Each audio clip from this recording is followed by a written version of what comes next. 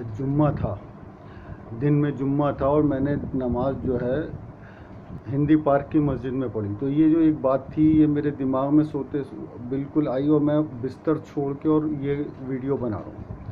ہوا یہ کہ میں مسجد سے جمعے کی نماز کے بعد آخری 3-4 لوگوں میں تھا میں نکلنے والا، سب جا چکے تھے.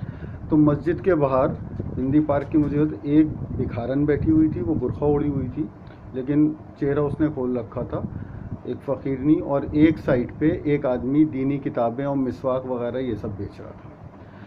اور اس آدمی نے اپنا منہ چھپا رکھا تھا. مطلب واقعی میں مجھے لگا کہ یہ آدمی اپنا منہ چھپا کے بیچ رہا ہے تاکہ کسی کو یہ نہ پتہ چلے کہ یہ شخص یہ کام کر رہا ہے، یعنی مستحق تھا. تو میں نے سوچا چلو اس سے ایک مسواک لے لیتا ہوں. مسواک کی میری حالانکہ اتنی چھوٹی نہیں تھی پر میں نے سوچا لے لوں. تو وہ 10 روپے کی مسواک دے رہا تھا. اب میرے پاس 100 کا نوٹ تھا. میں نے کہا بھائی 100 روپے ہو جائیں گے کھلے ہوئے. اس کے پاس 100 روپے نہیں تھے. آپ سوچو، وہ سب سے آخری نماز میں 2:30 بجے والی پڑھ رہا تھا اور 2:30 بجے تک اس کے پاس 100 روپے نہیں تھے کہ مجھے وہ کھلا دے.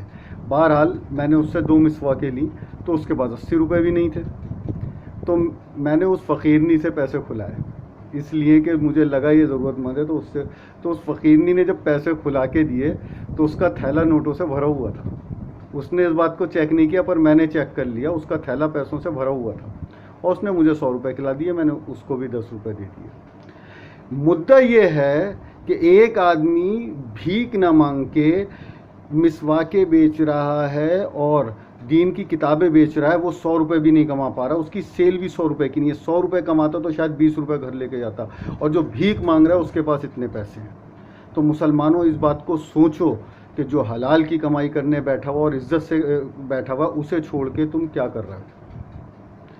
دھیان رکھیے اور ایسے لوگوں کی مدد کریے. اگر ضرورت نہیں ہے تو مسواک خرید کے کسی کو ہدیہ ہی کر دیجیے، دینی کتاب لے کے کسی کو ہدیہ ہی کر لیجیے. لیکن اگر کوئی حلال کمائی کے لیے بیٹھا ہوا ہے اور وہ بھیک مانگنے سے بچنا چاہ رہا ہے آپ کا مومن بھائی، تو اس کی مدد کریے. اللہ کے یہاں اس کا اجر ملے گا، کیونکہ یہ راز آپ کے اور اللہ کے بیچ ہوگا کہ آپ نے وہ چیز اس کی مدد کے لیے خریدی ہے، نہ کہ اپنی ضرورت کے لیے. السلام علیکم ورحمۃ اللہ وبرکاتہ.